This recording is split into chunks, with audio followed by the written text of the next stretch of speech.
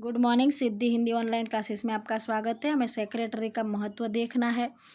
तो आधुनिक वाणिज्य व्यवस्था के स्वरूप में कंपनी का स्वरूप विशेष व्यवस्था है जहां मालिक और संचालक कर्ता अलग अलग है। तो संचालन करने वाला कंपनी के अंदर ऐसा है कि संचालन करता है वो भी अलग होता है और मालिक भी अलग होते हैं। मालिक मतलब कौन? तो मालिक ये है कि कंपनी है ना शेयर पूंजी से अस्तित्व में आती है। तो कंपनी ने अपने शेयर प्रकाशित करती है, कागज़ में लिखा होता है कि हमारी कंपनी का ये नाम है, ये शेयर है, इतने रुपए का है, फिर वो कागज़ का टुकड़ा है तो वो बेचते हैं। शेयर बेचेंगे तो लोग शेयर खरीदेंगे, तो कंपनी ने शेयर दिए और बदले में पैसे लिए। तो जो पैसे व्यवसाय में आते हैं, जिन्होंने शेयर खरीदा, तो ऐसा होता है कि जिन्होंने शेयर खरीदा वो कंपनी के मालिक हो गए। 11वीं में आपने देखा होगा, 11वीं में नहीं सॉरी, आपने आगे लेसन में आप देखोगे शेयर के बारे में विस्तृत में चर्चा। तो शेयर खरीदने वाला कंपनी का मालिक होता है, ये बात खास याद रखना, आगे के लेसन में हम देखेंगे।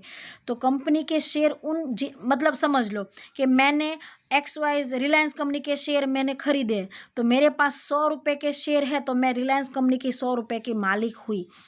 तो इस तरह से पूरे देश में या विदेश में अलग अलग सब लोग, कोई भी कंपनी में इंटरेस्ट होता है तो वो लोग कंपनी के शेयर खरीदते हैं और कंपनी को पैसा देते हैं और अपने पास शेयर रखते हैं। तो जितना पैसा कंपनी के अंदर आता है कहाँ से आया? शेयर धारकों के पास से आया। तो कंपनी को वो पैसे उन मालिक कौन हुए? जो शेयर धारक है वो पूरे दुनिया में फैले हुए हैं। तो वो लोग तो अपना सिर्फ पैसा इन्वेस्ट करते हैं, कंपनी को चलाने का काम वो नहीं करते। वो कहते हैं एक्स्ट्रा पैसे पड़े, कंपनी के शेयर खरीद लिया, कंपनी के मालिक बन गए, जब कंपनी को मुनाफा होगा हम उसमें से डिविडेंड मिलेगा। तो अब कंपनी का संचालन कौन करेगा? तो उन सभी शेयर होल्डरों को बुलाया जाता है, मीटिंग की जाती है और उसमें से कुछ लोगों को पसंद किया जाता है और वो लोग कंपनी का संचालन करते हैं। तो मालिक भी अलग व्यक्ति होता है, संचालन करने वाला भी अलग होता है। अंशधारक मालिक है, जो शेयर खरीदा है, जिनके पास शेयर है वो मालिक है, किंतु प्रत्यक्ष से संचालन वो करते नहीं है। कंपनी का संचालन अंशधारकों के द्वारा निश्चित प्रतिनिधि अर्थात संचालक मंडल द्वारा किया जाता है। तो मैंने अभी बताया कि शेयर धारकों की मीटिंग की जाती है और उसमें से पसंद किया जाता है जिस व्यक्ति को, जैसे कि आपके क्लास में कोई मॉनिटर पसंद किया जाता है और फिर वो आपके क्लास का संचालन करता है, वैसे ही उनमें से एक व्यक्ति को पसंद किया, एक या ऐसे 3 4 5 ऐसे अलग अलग व्यक्तियों को खड़ा किया जाता है और फिर उनको पसंद करके उनको व्यवसाय का संचालन दिया जाता है।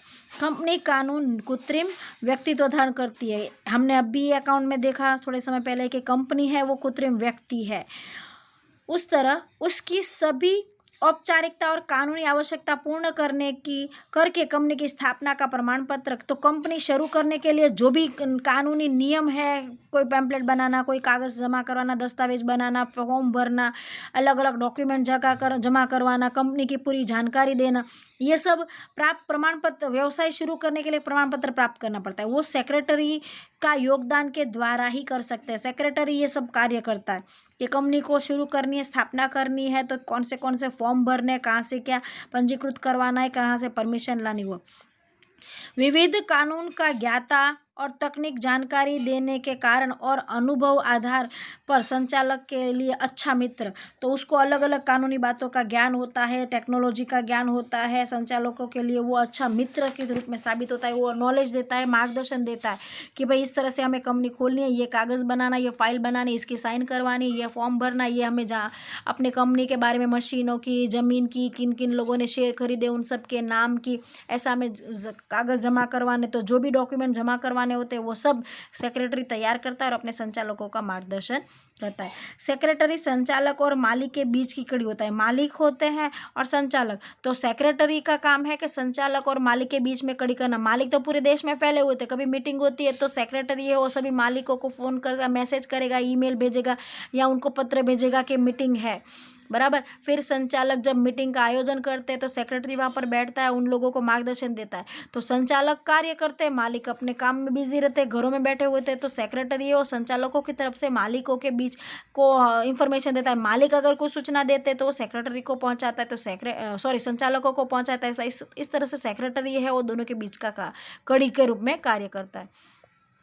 वह अंशधारकों की सभा, हाँ सभा बुलाने का मैंने अभी बताया, शेयरधारकों की सभा बुलाना, सभा के अंदर मिनट्स तैयार करना, सभा का पूरा आयोजन करना, सभा के अंदर कौन से मुद्दे पर चर्चा हुई है, कौन से मुद्दे के जो मुद्दों की चर्चा करनी है। सभा जब शुरू होती है तो पहले से एक कागज़ बना दिए, ये मुद्दे डिस्कस करने सभा के अंदर, ये टाइमिंग रहेगा, ये नाश्ता रहेगा, ये पानी रहेगा, यहाँ पर बैठने की ऐसी व्यवस्था होगी, वो सब आयोजन उसको करना। और सभा के दौरान कौन से मुद्दे रह गए या कौन से मुद्दे नए निकले, ये सब उसको ध्यान रखना है और लिखना है। पत्र व्यवहार के द्वारा आवश्यक जानकारी अंशधारकों को, जो भी जानकारी है अंशधारकों को तो अपने घर पे बैठे हुए, तो उनको कंपनी की इस पूरी जानकारी पत्र व्यवहार के द्वारा देने का कार्य भी सेक्रेटरी का रहता है। कंपनी की तरफ से अंश परिवर्तन अधिकार के अंश, बोनस अंश, विषय संपूर्ण जानकारी। तो अंश परिवर्तन अधिकार के अंश या बोनस अंश, इसकी डिटेल में हम चर्चा आगे के लेसन में करेंगे। तो कंपनी की तरफ से अगर शेयर का परिवर्तन हुआ है, बोनस शेयर उनको दिया गया है, कुछ भी ऐसा हुआ है, तो इसकी पूरी कार्यवाही, ये देने का काम, इसका कागज बनाना, डॉक्यूमेंट तैयार करना, करार करना, ये सब काम सेक्रेटरी का रहता है। सेक्रेटरी व्यवसाय के भिन्न भिन्न पक्षकारों के साथ संबंध स्थापित करके, उनके संपर्क करके अधिकारी का कार्य, उन सब के साथ संबंध स्थापित करता है। कंपनी को के अलग अलग कार्य है जो उनको सौंपना है या उनसे कार्य करवाना है, माल खरीदना है, बेचना है, करार करना है, अपनी कंपनी की प्रतिष्ठा दर्शानी है, अपनी कंपनी का कार्यों का विकास करना, ये सब काम सेक्रेटरी को करता है। लेकिन कब करेगा? वो अन्य लोगों के साथ संपर्क में रहेगा, अन्य लोगों के साथ जानकारी प्राप्त करता रहेगा, तब तो वो उसका कार्य रहता है। कार्य दक्षता से संचालन करता है। अब सबके साथ संपर्क में रहेगा तो वो अच्छी तरह संचालन कर पाएगा, जिससे कंपनी की प्रतिष्ठा और बढ़ती है। वह कर्मचारी को योग्य नेतृत्व प्रदान करके उन्हें उत्साही करके अनुशासन का पालन करता है। कर्मचारियों को वो नेतृत्व देता है, संचालन करता है, उनको उत्साही बनाता है, अनुशासन का पालन करवाता है, उनको उनके पास नियम का पालन करवाएगा, भाई ये नियम है, इस तरह से कार्य करना है। वो सब कार्य कौन करता है? सेक्रेटरी।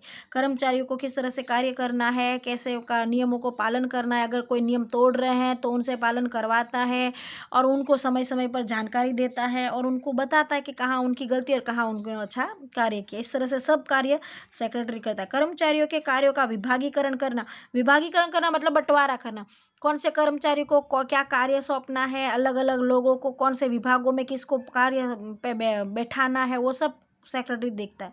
संकलित करके निश्चित उद्देश्य पूर्ण करने हेतु सतत तत्पर रहता है और सबको एकत्रित करके अपने उद्देश्यों को सिद्ध करने के लिए सबको सूचना देगा और उसको पूरा करने के लिए हमेशा वो कार्य करता रहेगा सेक्रेटरी को रजिस्टर के पास समय समय पर अलग अलग प्रकार के पत्रक, निवेदन, दस्तावेज और अन्य जानकारी प्रदान करके उसे पंजीकृत करवाना है। तो सेक्रेटरी का यही कार्य है कि अपने व्यवसाय के अलग अलग जो भी पत्रक है, डॉक्यूमेंट आए हैं, कोई कागजात है, कोई करार हुआ है, कोई दस्तावेज है, कोई निवेदन है, ऐसे सभी कागज़ को पंजीकृत करके उसको सावधानी पूर्वक संभाल कर रखना है, फाइल बनाकर।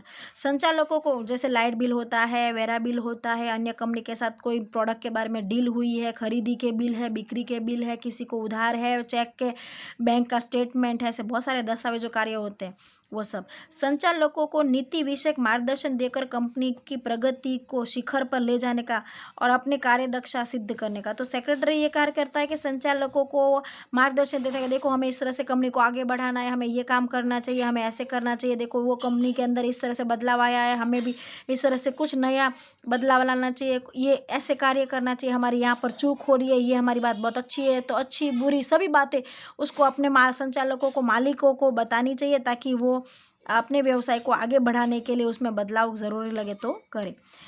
इस तरह से सेक्रेटरी का स्थान संचालक, कंपनी, कर्मचारी, अंशधारकों, लेनदारों, आपको कुछ ये शब्द याद आते होंगे, ये सभी हम अकाउंट में पार्ट 1 में पहले लेसन में ये सब आए थे कि वार्षिक हिसाबों किसको आवश्यकता है, तो ये सभी शब्द वहाँ पर आए थे। ये रही आपकी अकाउंट, उसमें पहला लेसन, ठीक है, ये रहे, देखो अंशधारी, संभवित अंशधारी, लेनदार, कर्मचारी, कर सत्ताधारी, ग्राहक है, संचालक यहाँ पर आ गया, संचालक है, संचालक, ग्राहक, कर सत्ताधारी, कर्मचारी, लेनदार, देनदार, व्यवसाय, ये सब सरकार, इन सबको तो वो वही शब्द है कि सेक्रेटरी कर्मचारी, अंशधारकों, लेनदारों, सरकारी विभाग, कंपनी रजिस्ट्रार आदि के लिए बहुत महत्वपूर्ण कार्य करता है। कंपनी के विकास में सेक्रेटरी का योगदान अमूल्य रहता है। कंपनी का विकास अर्थात उत्पादन में वृद्धि, बिक्री में वृद्धि, रोजगार का सृजन, इस तरह से देश के विकास में सेक्रेटरी परोक्ष रूप से बहुत अमूल्य योगदान, क्योंकि वो रोजगार उत्पन्न करता है, लोगों को नौकरी देता है, नया अपने कंपनी का विकास करता है तो बिक्री भी बढ़ाता है, बिक्री बढ़ेगी तो देश का उत्पादन बढ़ेगा, उत्पादन बढ़ेगा तो लोगों को रोजगार मिलेगा। इस तरह से वो देश के अंदर परोक्ष रूप से बहुत अमूल्य योगदान देता है।